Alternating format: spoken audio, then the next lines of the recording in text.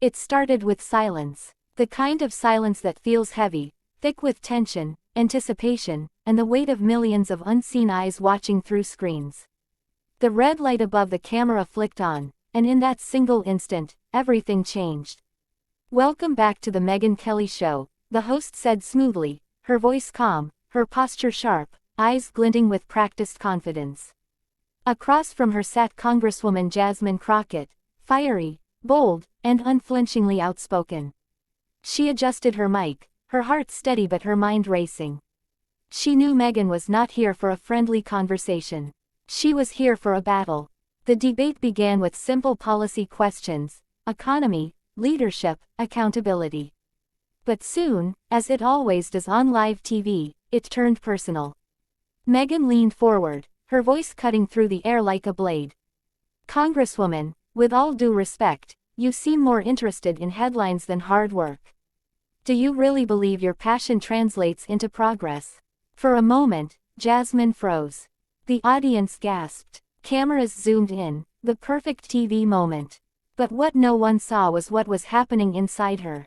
Memories flashed, the late nights in her office writing bills no one believed in, the hate mail calling her too loud, the people from her district who told her she was their only hope.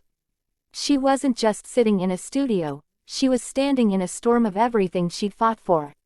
Her jaw tightened, her eyes locked onto Megyn's. "Headlines," Jasmine said softly, almost whispering. "I don't fight for headlines, Megyn. I fight for people who don't have your microphone." The crowd stirred. The studio lights seemed to grow hotter. Megyn smiled, the kind of smile that said, "Nice try." She leaned back, voice dripping with confidence. "You talk about fighting for people, but all I see is chaos in Congress and division on the ground. Maybe it's time to admit, you're part of the problem." That line hit hard. Even the producers behind the camera paused. But Jasmine didn't blink. Her voice rose, not in anger, but in power. "Division doesn't come from those who speak truth," she said. "It comes from those who fear it." The room fell silent again. Even Megyn hesitated. The live chat exploded. Viewers watching across the country could feel it. This wasn't just an argument, it was raw humanity clashing on air. And then, the moment that broke the internet. Megyn, visibly frustrated, snapped back, "So, what truth are you speaking that no one else can see?" Jasmine leaned forward, her voice steady but filled with emotion. "The truth," she said slowly, "that people like me, people from broken neighborhoods, from forgotten communities, have had to shout just to be heard. And every time we do, people like you call it noise. But it's not noise. It's pain. It's hope. It's truth." For a heartbeat, Megyn said nothing. Her show, built on control and confrontation, had just been shaken by something real: heart. The clip went viral within hours. Hashtags flooded social media. Hashtag Jasmine Crockett Truth. Hashtag Megyn Kelly Showdown. Hashtag Voice of the People. News outlets spun their own narratives. Some painted Jasmine as a hero, others as a headline chaser. But for millions of ordinary viewers, something else stood out: the courage to stay calm when being publicly tested, the power to stand firm in your truth when the world tries to silence you. Later that night, Jasmine sat alone in her office. The cameras were gone, the noise faded. Her phone buzzed, thousands of messages, both hate and love.